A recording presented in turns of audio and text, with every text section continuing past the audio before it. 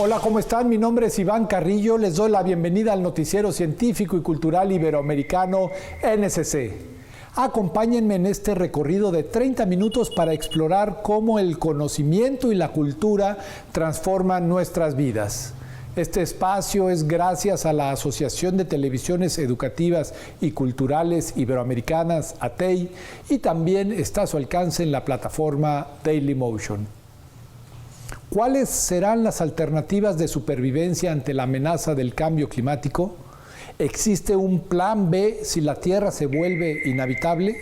Son algunas de las preguntas que plantea Astropáramo, un proyecto que consiste en llevar los conocimientos sobre cambio climático y ciencia espacial a las poblaciones en los páramos ubicados en distintas regiones de Colombia.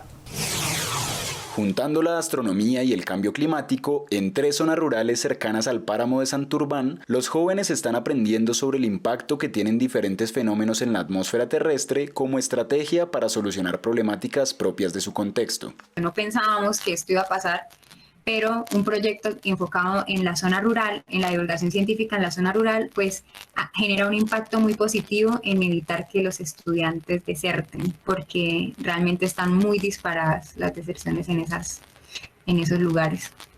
Las infografías, las actividades y el material de Astropáramo están diseñados para recrear las condiciones que se dan en la atmósfera por el cambio climático, teniendo en cuenta las barreras de acceso de los participantes. Rediseñamos el kit para hacerlo portable, para que se pudiese llevar, y adicional a eso, lo dividimos en fragmentos, en temáticas, para que los chicos se los pudieran rotar porque ellos tampoco se pueden ver entre sí. Adicionalmente, el proyecto cuenta con una serie de estaciones de monitoreo del clima con las que pretenden formar un portal web de consulta que sirva como insumo para la investigación del páramo.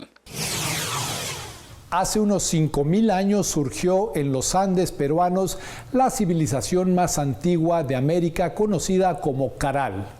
Este pueblo que practicó la ingeniería antisísmica y la predicción climática y que destaca por su sentido pacifista, legó al presente vestigios de ciudades que, a pesar de haber sobrevivido la erosión del tiempo, hoy están amenazados por otros factores. La ciudad sagrada de Caral en Perú es cuna de la civilización más antigua de América. Pero la pandemia y el confinamiento han traído amenazas a este tesoro de la arqueología y al equipo de expertos encargado de su conservación. Personas que están aprovechándose de las condiciones de la pandemia para ocupar los sitios arqueológicos e invadirlos, establecer cabañas, pasar maquinaria por las tierras, destruyendo lo que encuentran, ¿no? La UNESCO declaró Caral Patrimonio Cultural de la Humanidad en 2009. Desarrollada entre los años 3000 y 1800 a.C., la cultura Caral es la madre de América. Contemporánea de las de Mesopotamia y Egipto, esta civilización surgió 45 años antes que la Inca en una meseta desierta y árida. Poco de eso importa a los invasores, quienes aprovechando la poca vigilancia policial en los 107 días de cuarentena entre marzo y junio de 2020, invadieron unas 10 hectáreas del sitio arqueológico Chupacigarro para sembrar paltas, frutales y pallares, un tipo de judía peruana. Se les ha explicado, ¿no?, mediante planos y documentos, que este lugar es propiedad estatal, patrimonio de la humanidad, que presenta evidencia cultural arqueológica y que lo que están haciendo es un acto ilegal, están destruyendo. Durante el confinamiento hubo algunos saqueos de bienes arqueológicos en la zona, y en julio la policía detuvo a 2 personas por destruir parcialmente un sitio que contenía tumbas con momias y cerámicas en el Cerro Centinela. Causa mucha preocupación, y porque no ha sido la impotencia de que se pueda perder todo esto, toda esta evidencia que tenemos acá, que válgase preciso, es el orgullo del Perú, una imponente civilización que floreció hace más de 5.000 años. Shady, quien inició las excavaciones en 1996, sostiene que detrás de los invasores se encuentran traficantes de terrenos. Las amenazas han obligado a esta mujer a vivir en Lima bajo vigilancia. El gobierno peruano la condecoró la semana pasada con la Orden al Mérito por servicios distinguidos a la nación por su obra en Caral. En octubre, el sitio reabrió sus puertas a los turistas que todavía llegan a cuentagotas debido a la pandemia. El estudio de las matemáticas impulsa la capacidad de pensamiento y es útil tanto para la vida diaria como para el aprendizaje de otras disciplinas. No obstante, en torno a ellas existen muchos estigmas que entorpecen su enseñanza. ¿Cómo superarlos?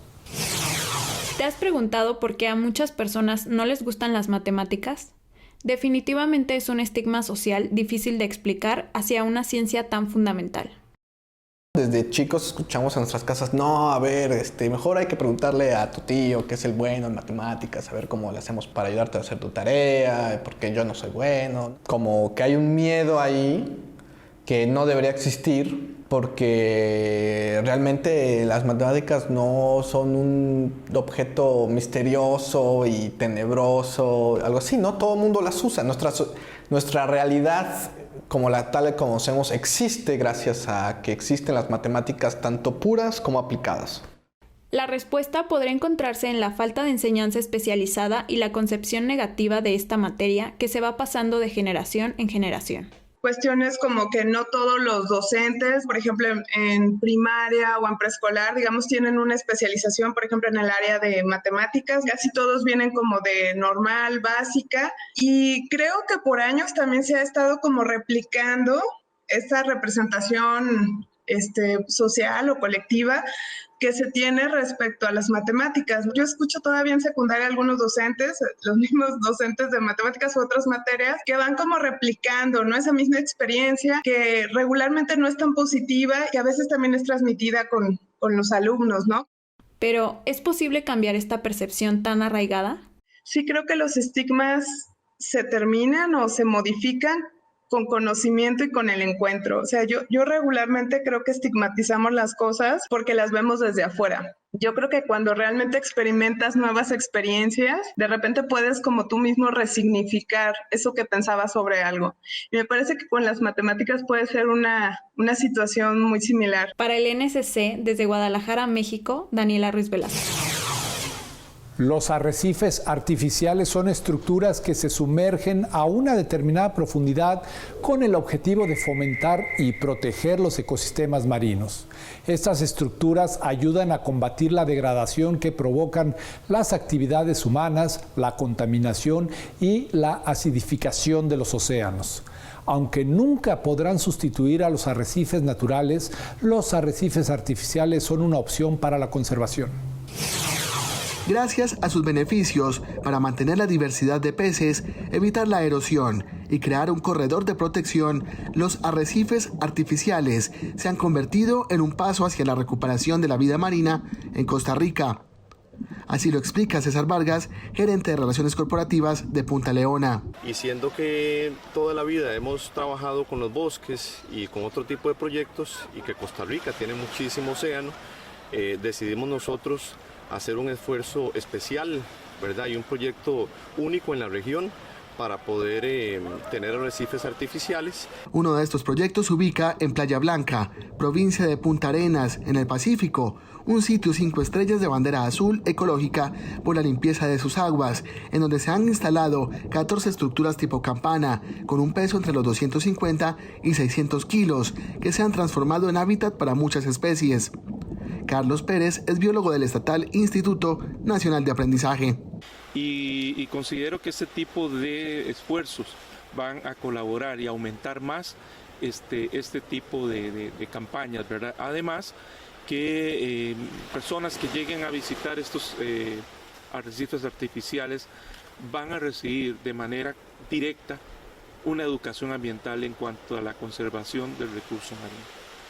Los expertos han manifestado que durante los últimos años la productividad de las áreas rocosas ha sufrido alteraciones por el cambio climático, movimiento de sedimentos o la sobreexplotación por recursos pesqueros.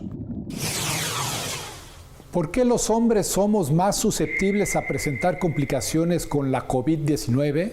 La respuesta la tienen Big Bang científicos sobre ruedas. Vamos a ver.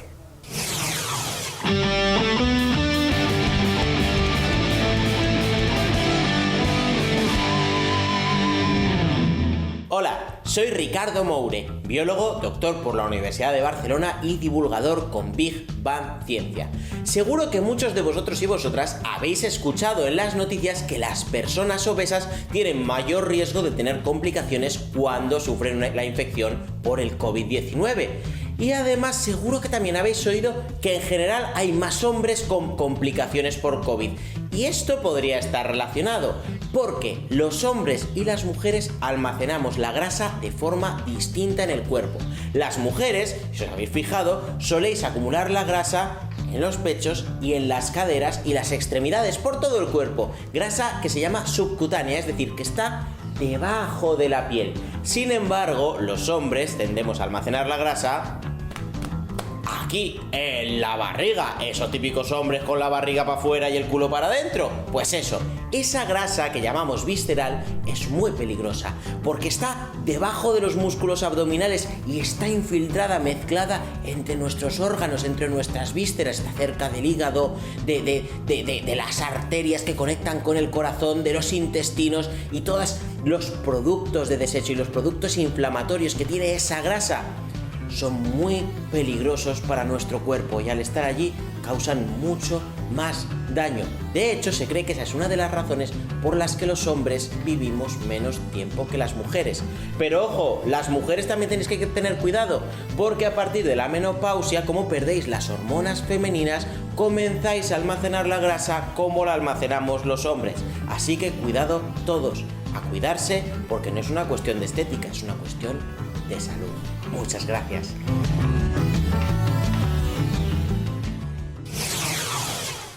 Está usted viendo el noticiero científico y cultural iberoamericano NSC. Visite nuestra página noticiasnsc.com y descargue nuestra aplicación.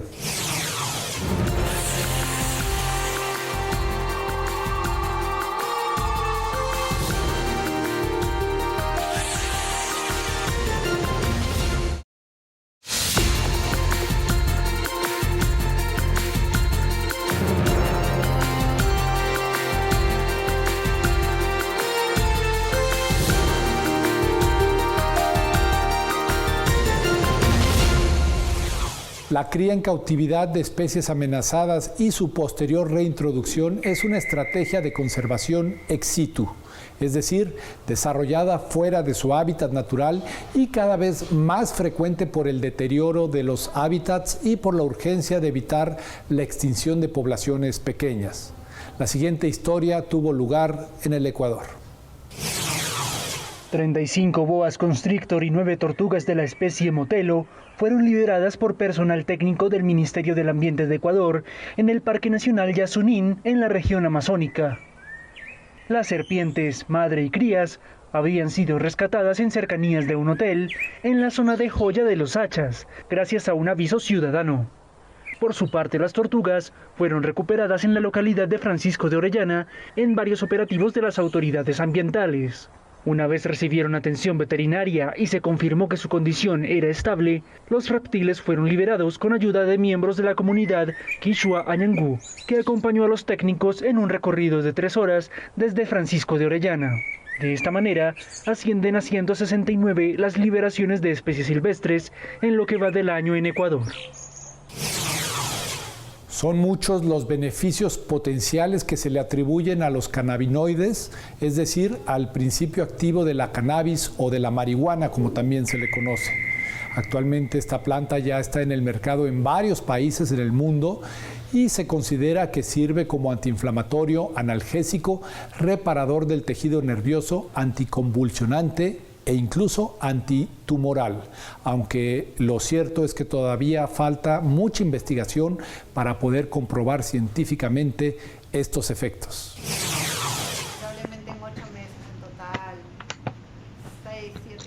El uso terapéutico del cannabis en Perú está legalizado. Sin embargo, su distribución está restringida en los laboratorios y su comercialización apenas está en 3 farmacias de Lima. Es por ello que está en trámite un proyecto de ley que permita el autocultivo y el cultivo asociativo bajo prescripción médica. En el 2017, año en el que se aprobó la ley, Perú ganó una victoria cultural. Sin embargo, sigue siendo insuficiente para las personas enfermas que tienen que recurrir al mercado paralelo para poder obtener el cannabis. La actriz y activista Francesca Brivio, quien sufre de mastocitosis sistemática, cuenta su primera experiencia con el cannabis y cómo ayudó a su enfermedad, llegando a sustituir la toma de 32 pastillas. Y me ofrecieron fumar unas caladas y dije, ya, como para que me relajen, me dijeron, ¿no? Y le di un par de caladas y no solo es como que sentí relajo, sino sentí alivio de dolor. Y dije, o sea, no me había sentido como tan bien en muchísimo tiempo. Algunos médicos destacan su efecto anticonvulsionante, ansiolítico, antidepresivo y antiinflamatorio. Destacan que su consumo puede resultar en un beneficio integral para pacientes que, por ejemplo, tengan un glaucoma o Parkinson. Brivio y la Federación de Cannabis Medicinal de Perú incentivaron en octubre de 2020 la aprobación de un nuevo proyecto de ley en el Congreso para permitir el autocultivo y el cultivo asociativo de cannabis medicinal. La ley sigue en trámite en el Parlamento. Controvertido, cuestionado e indudablemente genial. Antonio Gaudí se considera el máximo exponente del modernismo catalán y uno de los arquitectos más importantes de la historia. Su creatividad es patente en cada uno de sus trabajos, como es el caso del pabellón de la portería de la finca Güell.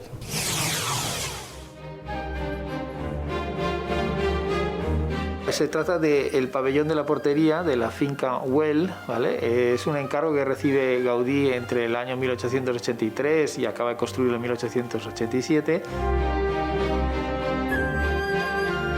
Nosotros hemos hecho el proyecto de restauración de la portería, que es el pabellón que se encuentra a la izquierda. Es un pabellón que es pequeñito, pero tiene una complejidad enorme. Bueno, pues al final Gaudí era un genio y no podía evitar dejar de serlo, ¿no?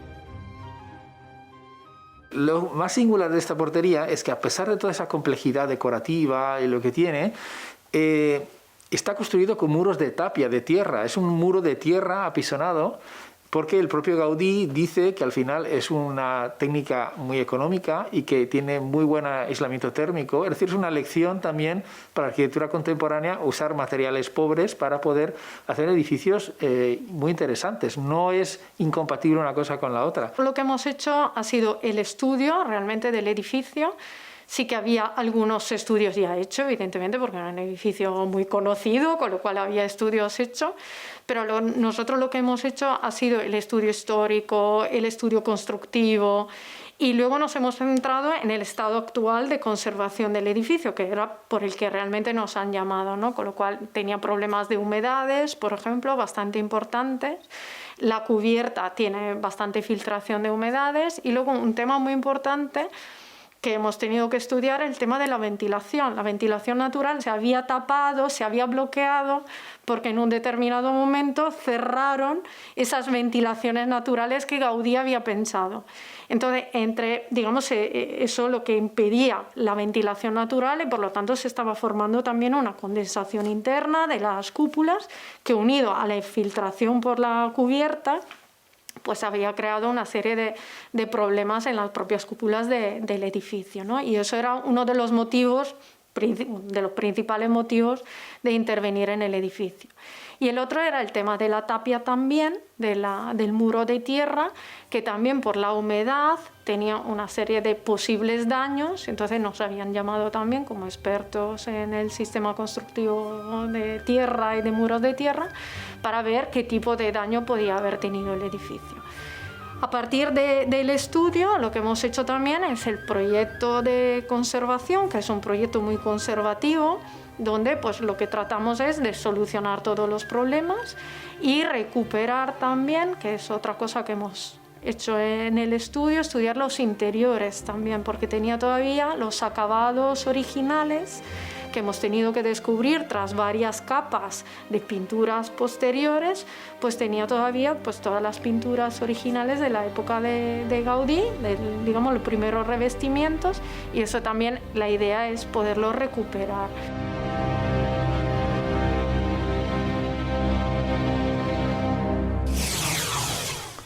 México es un país caracterizado por una multiplicidad de pueblos. Entre ellos se encuentra la población afrodescendiente o afromexicana que pugna por un reconocimiento como parte del México contemporáneo. Estos pobladores se concentran en la denominada Costa Chica de Guerrero y en la región costera de Oaxaca, conformada por 24 municipios. Desde ahí, los afromexicanos hacen gala de su cultura.